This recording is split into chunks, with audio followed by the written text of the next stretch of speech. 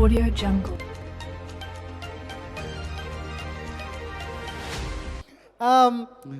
Thank you. We're going to move into our panel session. Tikufuna kuti timve kuchokera kwa inu amene wakhala kumeneko komanso kuchokera kwa anzathu amene akhale tsidya lino. Koma tisanapange panel discussion yathu tithokoze komanso tipange recognize anthu amene atipanga host masana ano. A round of applause for NXT GEN LABS. We can do better than that. Yeah. Chosangalasa taona anyamata ndatsikana kuno magolf shirt awo matrousers awo tina bwino majinzi awo tina bwino achinyamata anzathu kosa kopsa kulowa kuno kosa kopsa kulowa olokuona madeski situkuonako chimpando cha ufumu taona malo kuti wachinyamata ngati ine ndikhoza kukhala masuka nthawi ina iliyonse kudzera mwina kwa ena timangodutsa munsewu timangosilira kodi kwa green kumakhala ngati kutene muku amapanga chani. So I think later on in the program, probably we're going to have to ask someone from NXT GEN Lab also to just share with us what you guys do. Tisaiwale, we're advanced to business, the 2nd edition this year, and the 7th edition since we started. My panelists, I am going to have Professor Mikeka as my first panelist. Please give him a round of applause. As is coming, Eugene Masea. Please let us also give him a round of applause. And Rebecca Sailuzika Mzungu. Girl. So banotu, umakhala next kwa muntu, ndikuona ngati ujeni. Inetu menene makhala, nimangotea Sini mazazo oti muli papa neo sister. Can I have the other mic, please?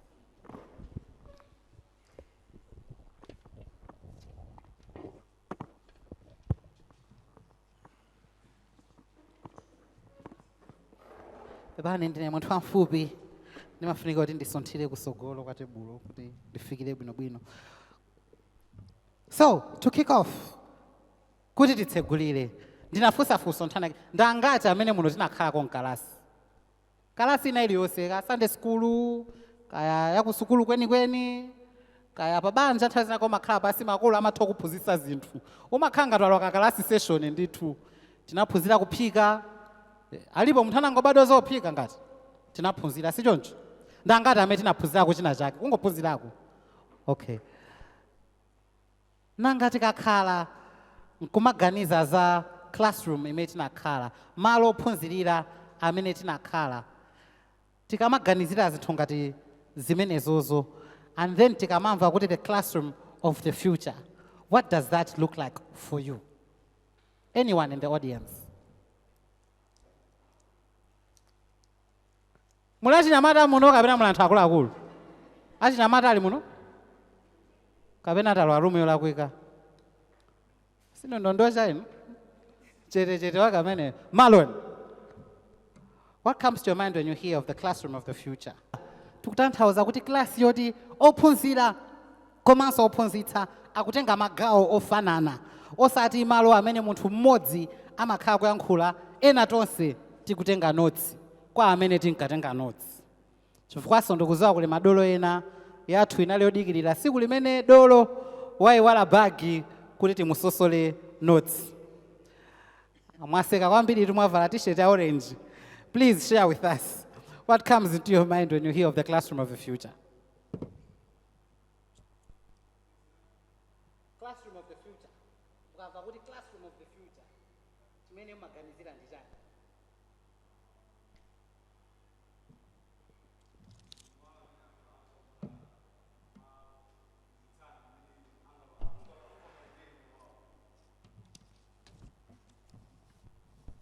Malo amene anthu akhoza kumaphunzitsana kutanthauza kuti the classroom of the future ndi malo we onse tikutengamo mbali. I think you are just adding to what he was saying on saying it's not just one person doing the talking and everyone else taking the notes.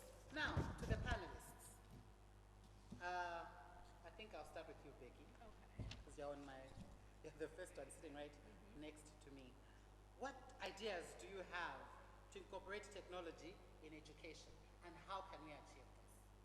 What ideas do we have to incorporate education with technology? Well, I feel it's just what we have been doing. I think my voice is loud enough, no? No? Okay. Okay, what ideas do we have to incorporate classroom to technology? I feel like it's what we have already been doing. So more like introducing more courses, maybe, programs. For example, in my case, I learned about computers when I was in secondary school. Pomwe maigwa nzatu, amayamba learning about computers from when they're 5 years old, when they're 6 years old, they have access to tablets. So, tigamayamba, they're already 10 steps ahead of us, pomwe ifetu kuyamba. And in cases like programming, I learned about programming when I was in university, And then there are these kids that Eugene, you're teaching, they're studying programming at a really young age. So I think we can incorporate that, let's start this at a very young age. At the same time, let them invest in us, because if we're saying technology, we mean access to internet as well, okay? We mean computers and tablets, Kindles in primary and secondary schools. Most schools don't have these things, okay? We're saying, let's push for maybe cheaper internet, but then if people have cheaper internet, they don't have the device that they can access the internet to. So I think it's a cooperation of everything. And resources as well. Are we given the right materials? Is it cheaper to access all these things? So for me, that's what comes to my mind. Eugene, auri makuphunzisana kufunda. Over to you. Yeah, so I think the classroom of the future is a space where we try out new ideas and new approaches to learning, trying out new things. Technology is moving on so quickly, it's changing every day. I think it's only right that we try and incorporate those ever-changing technologies into new approaches to learning. Things like virtual reality, things like tablet-based education on tablets, computers, and so many other technologies that we can incorporate into the learning process, but also not just technologies, but new approaches of doing things, something like learner-based, learner-focused, learner-centered learning, group discussions, and just new approaches to learning. Yeah. I think one of the things that is coming out quite clearly then is the classroom of the future is quite tech-based, and it is mostly based on the learner itself, the learner themselves, as opposed maybe to the method of delivery. To say then it incorporates malenas osiyana siyana ndizofunika zawo zosiyana siyana komanso kwapatsa amene akuphunziraja mpata kuti akhale gawo lalikulu lakuphunzirako, as opposed to method imene mwina takhala tikugwiritsa ntchito kwa zakazaka sikwathu kuno kokha ndimene kosiyana-siyana pena timaona ngati tikutsalira ndife tokha kapena ife zathu ndi zoyipitsitsa komanso m'mayiko ena nkhani ikanalibe yomweyomweyo kuti most of it is iwe kukhala kumbuyo wina kukhala kusogolo amene akuphunzitsa anthu ndikumatenga zotengatenga kama notes ndi zinzake. Professor Mikeka, you were once a lecturer, I think, at Chancellor College. For you now, from a professor or a pedagogue, I hope I said that right. Pedagogos. Yes. That word was very interesting. There's a book by Paulo Freire, Pedagogy of the Oppressed. So when you said it, it took me back to my school days. Now from you, from the delivery point, how can we incorporate technology in education? You as a teacher, as a practitioner in the field, because I'm sure most of this that has been given as feedback is from us on the receiving end. Yeah, it's true. There's the supply and demand side of education, training. So I am where the pedagogue stand to supply the education, and there's a pool of those. This kind of dynamic or method is changing. I'll give you an instance of what is happening right now in Malawi to respond to this question regarding what could be incorporated in technology to deliver education. One aspect is the aspect, for example, of labs. How can we ensure that each of the learners, for example, in Sunday school, is able to be exposed to the experiments in physics, chemistry, biology, the STEM subjects, considering that we have limited infrastructure of laboratories. Data that we have from 2 months ago shows that only 39.1% of our secondary schools have physical laboratory infrastructure which are equipped. In other words, 69.9 or 70% are labless, and there are learners in there. Most of them are community day center schools. So how can technology quickly, take care to create the so-called infrastructureless laboratory?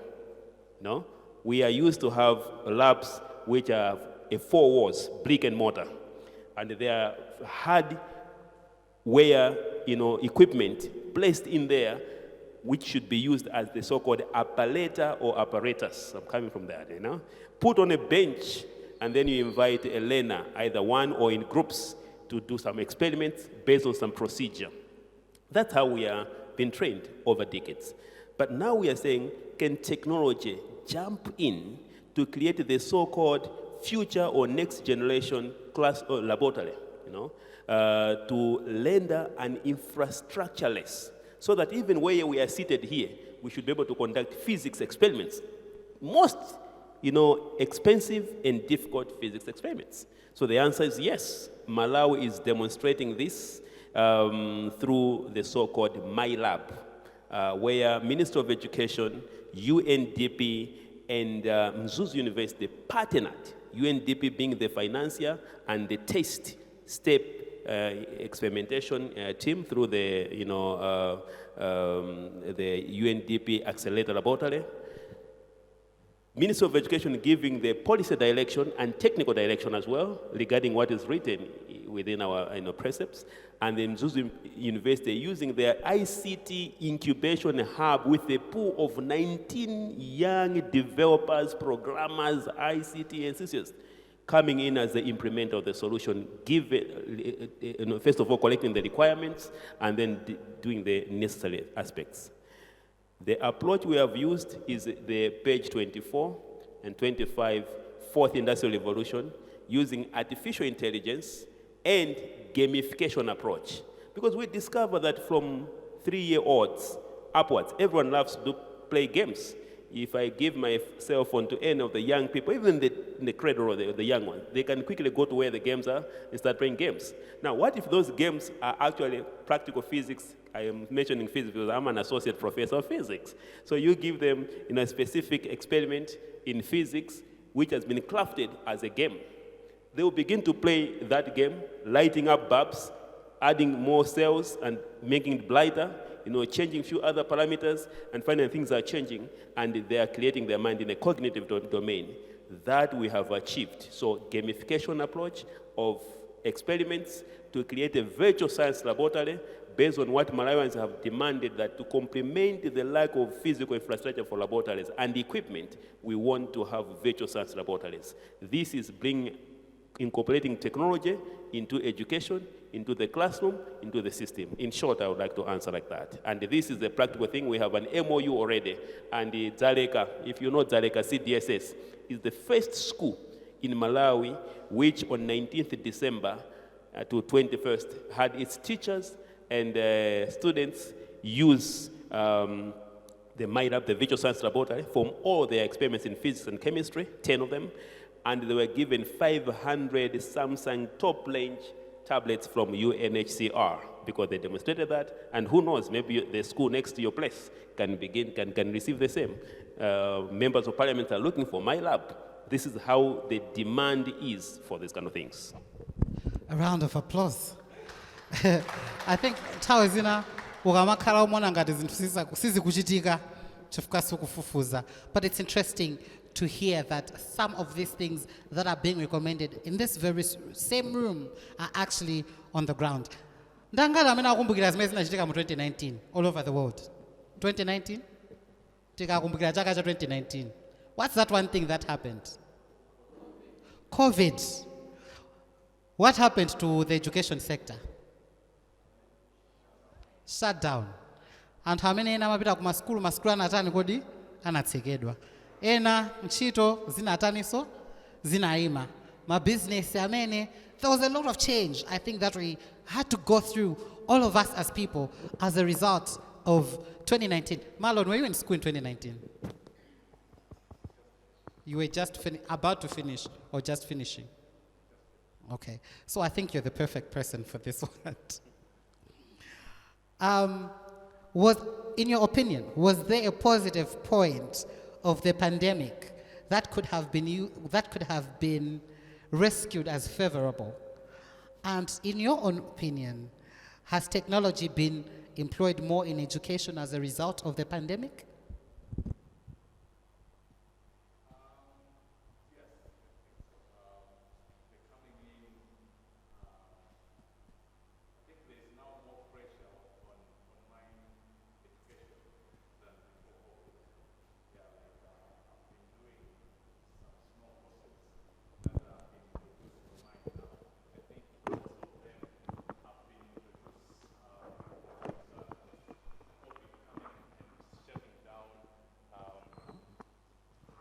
Physical learning facilities. So I think, yeah, that's the positive side I can say with the coming of COVID. What is Yangamota with?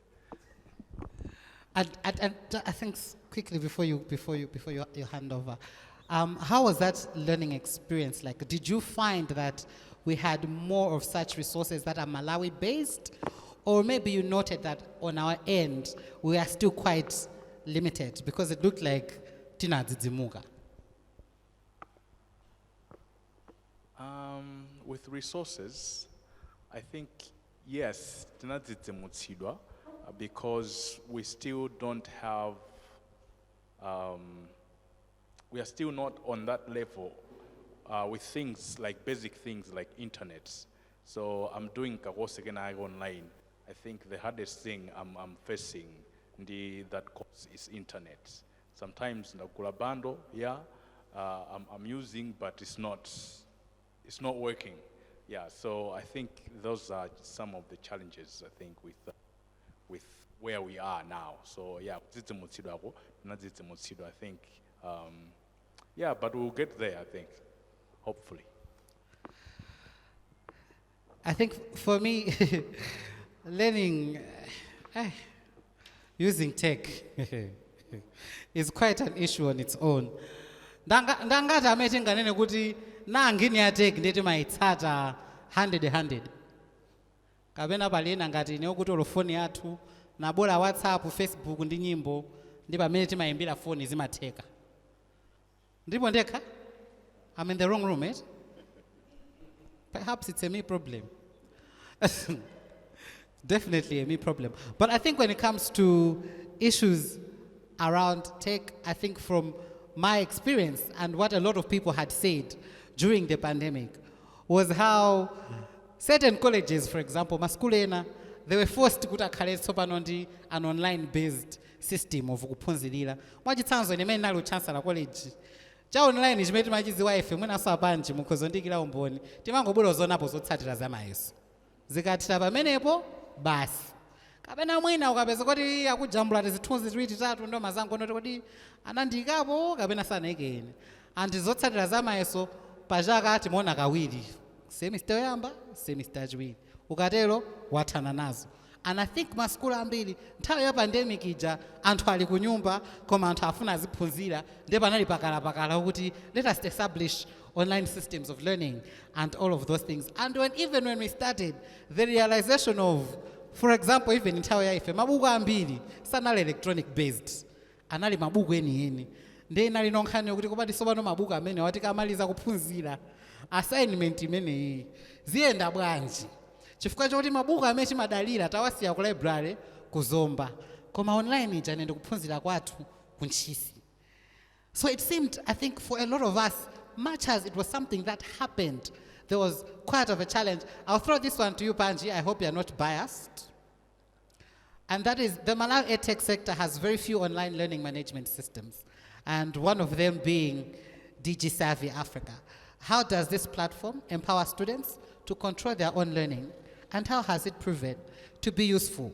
Because we have seen that the other platforms that were there, or the lack of the platforms thereof, is quite a big challenge.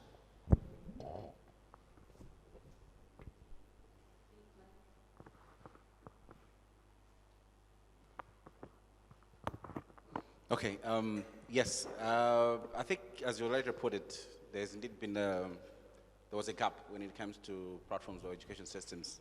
And the coming of the pandemic, we have indeed seen more innovations coming. And I think DigiSurvey, if you look at the year we started, it was almost around the same period. When it comes to usage or usability of the platforms, well, it is indeed something that I think is coupled by a number of factors. Largely, the one being the elephant in the room, internet. So minus connectivity, you should completely forget about having a very good interactive experience with an online system. So the content, for example, for us as for DigiSurvey, the material, the content is there. But at the same time, if you're looking at someone who is from the rural community, how can they access that when they don't even have access to a single bundle? I'm glad that I have my professor here. He was my lecturer, so I'm sure maybe at some point you ask him, since he's also from the government, on the recent issues of costs that we have. We've seen TNM, Airtel do all sorts of things. So at some point, I would love to also hear what the government is also thinking, because we're talking about tech. At the same time, accessibility when it comes to internet keeps going higher. So we might be innovating, we have all these brilliant ideas here, but at the end of the day, they might be rendered useless because the end user may not be able to access the platforms. Why? The bundle keeps going up when it's supposed to tsetserega. So, so I can say that the platforms and the content and material is there, usability is there, but I think the major thing we also need to highlight and address has to do with access. Then I think one thing that we're definitely agreeing on is to make some progress in terms of EdTech in Malawi. Pre-COVID, post-COVID, actually pre-COVID, during the pandemic, I think most of us were forced, almost by circumstance, to start using our tech more. I think we started using our phones more, our tablets more, even our TVs more, because we're home. And I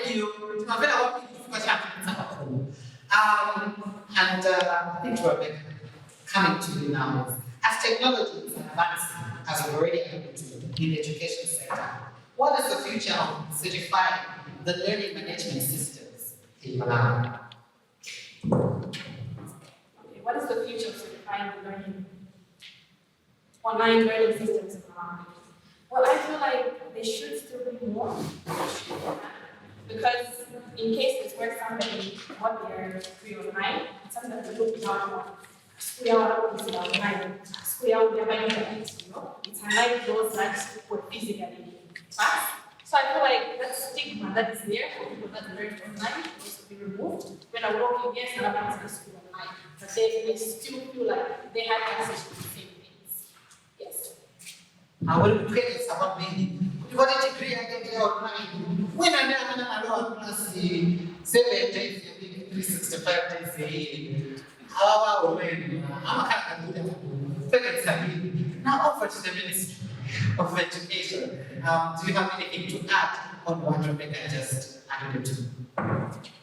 Well, digital learning is an evolution. What we have seen through COVID-19 is tech, even in education, as it is in the other sectors, has been disrupted.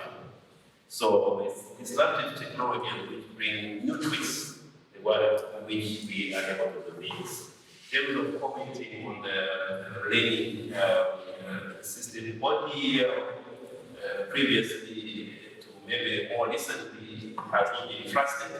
But if you go elsewhere, you find that the quality of education, whether it's physical or virtual, has the same, even the same manner and the quality of meetings. Now most of the decisions are being made on virtual. You don't have to assemble a new learn the long way to make decisions. Now, it means 30 minutes able to make proper decisions virtually. But previously, you don't trust it until that you meet face to face. So I wanted to comment on that this is very important, and the government on page 64, that's where the book that I'm referring to has put the need to have an online or ODL strategy, ODL policy, and all the relevant agendas to put, including the National Council for Higher Education regulations in terms of how online distance e-learning can be handled at various levels. For for each year, they're focusing mostly on the higher education institutions, the universities. I wanted also to comment what Pani did mention, that they have the prices are going up, and all the efforts that we're doing, that funding could be forfeited, be useless, because they're kind of conflicting, advances. I wanted to say that there might be a green light within the Ministry of Education, cooperating with other agencies. We are moving towards zero rating all the platforms, so I'm referring to learning management systems, online portals, dashboards, sites, which have education content or reports that is either still or interactive, including video, which are consistent with our curriculum and will enhance learning both for in-school and out of school young people. There will be zero ratings, and we'll make this announcement when it is provided. I'm sure one or two sites will have zero ratings. In other words, I said, using any device to those using a specific network, which will also publicize later. One of the more ratings will be for free, because like I said, accessing education content. And also the government has established and launched last year, July, His Excellency, the President Francis McCarthy Chakwera, the National Data Center in Uganda and Upper Mandala. This will have government, MPs, they will have digital spaces allocated for them. For the Ministry of Education, as of last week, this week at Monday, I was in Mangochi, e-government, PPC, Triple PC, and several players who were there, including ministers on the other sectors. One thing is to define which sectors and which systems, which applications can be connected, installed, loaded on the national data center. Some of them will wire into the high performance computing within the product for access by all Malawians to have traffic, for example, local traffic, access to local, particularly for education, and that the schools also should have digital or caching servers that access those ones. So these regimes will mean that if you want to use bundled internet or the data space that you're paying, that will not be for education, it will be for other things. For education, we want to make sure that it is available and accessible at zero rate to all. So these are some of the advances that we are working from the policy side of government. All right. I think whilst sorry to still put you on the spot, Professor Miguel, I think we cannot run away from the fact that technology in education is quickly gaining ground, and it is something that we can not do without. What will education look like in the future?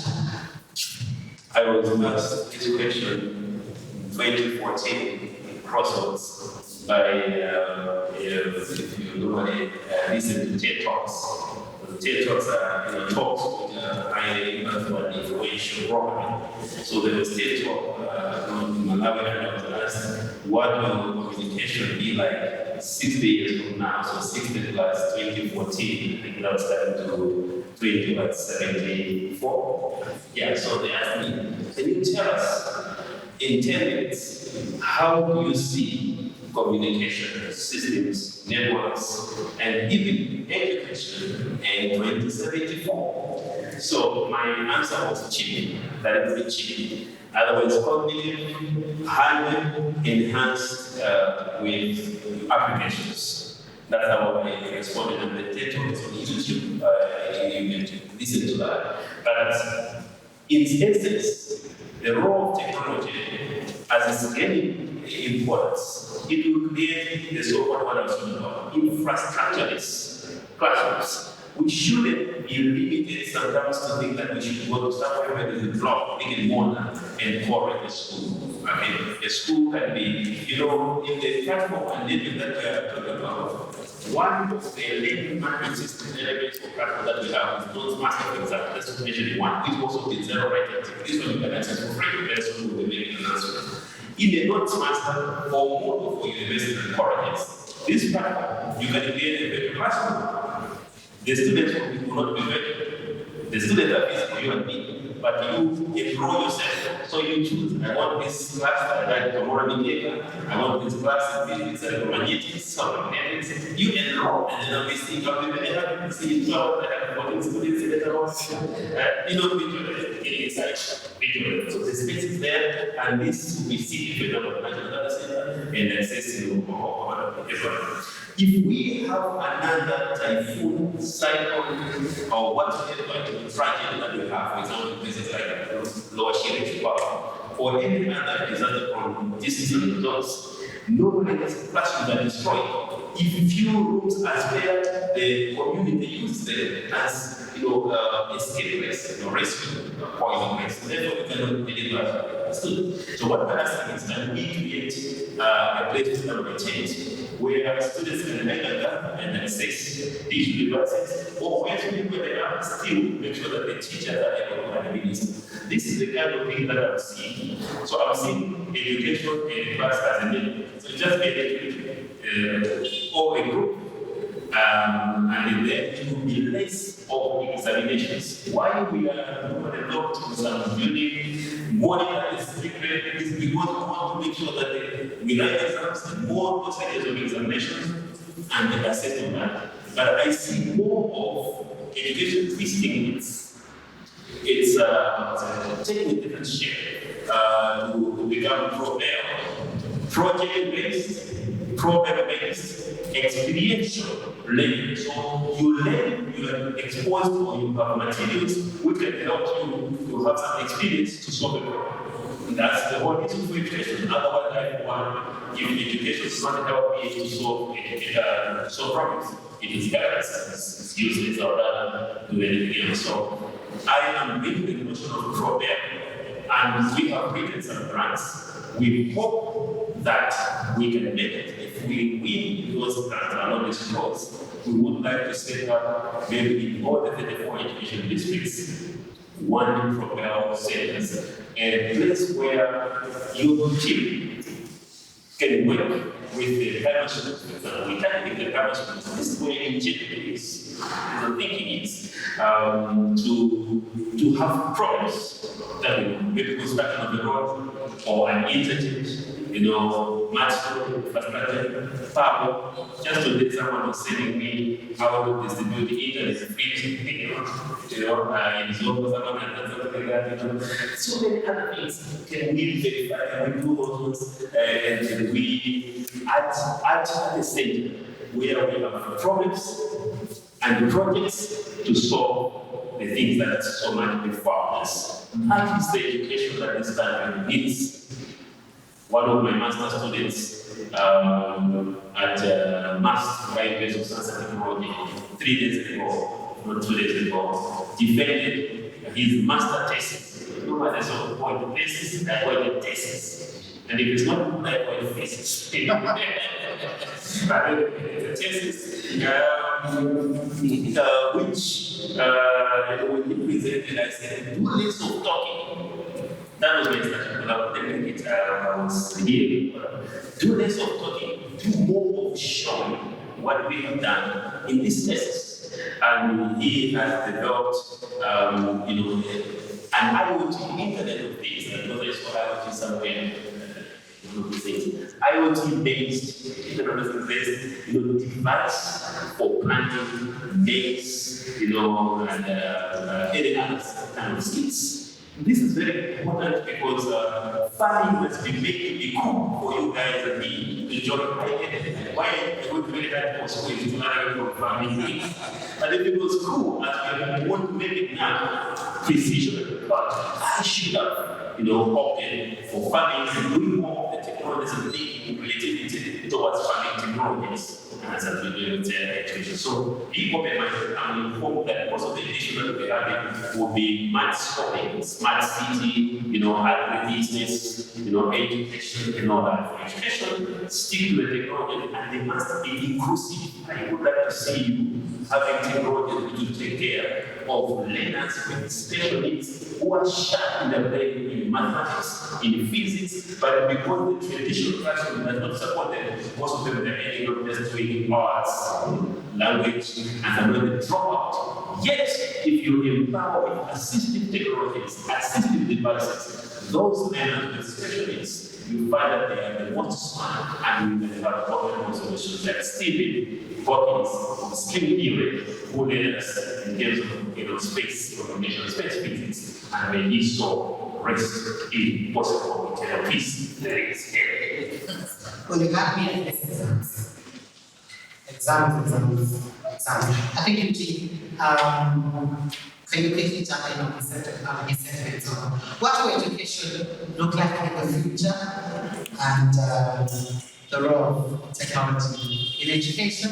After you, I will ask you, Rebecca, to quickly make your final remarks if you have anything to say in regards to the topic at hand. Yeah, I think education in the future is going to be distributed, decentralized, democratized, meaning that more people will have access to student resources. As I said, only 50% of schools have access to labs. I think that will change in the future. More schools will have access to virtual platforms, meaning that the access to those platforms is now democratized. I think it will be more interactive, both ways, from learners and instructors and teachers when you have access to the same platforms. Yeah, it's going to be a stronger focus of technology and experimentation and trying out new ideas and new approaches to doing things. So that's what I think education in the future is going to be. Thank you. So I think I'm wrapping up. So just to finish, the professor talked about inclusive education and inclusive technology. I am proud to announce that our platform, Digisavi, we're trying to incorporate inclusive technology. So for those that are maybe that they can't hear, they can't see, we're trying to include maybe braille people so that they can be also able to view and to access our courses online. Yes. Okay, so just to wrap up, I think Godfrey is not around, but that is the end of our panel discussion. And for that one, we will, on inclusivity, I think you will help us, Rebecca, and all those who have technologies for inclusive education. We would like you to group up. We identified two at the recently ended National Research and Information Conference on Education Prospects.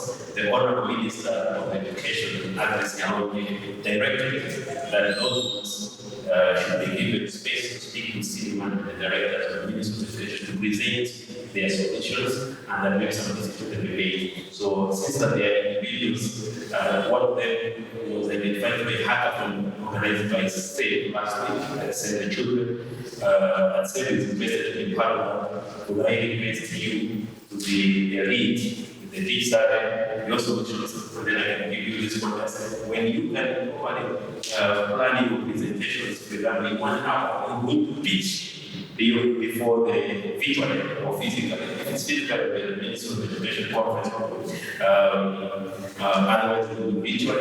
We would like that pitching all those solutions and then decisions that they made. So one of the two of them, and they would like to request if you or your designated leader will be just a leader, because maybe very busy in another case, but we want to let you take the lead and think if you organize yourself, suggest some ways to us, then I can book you with the Minister of Education, maybe February, maybe March, where you will teach. And then you can bring in those special needs students. I think the other one got a grant and was able through software and all that. The other one was using a talking computer with jokes, a keyboard. Now we want you to teach the Minister of Education because there may be, some decisions on it. Yeah, it's a challenge. Yeah.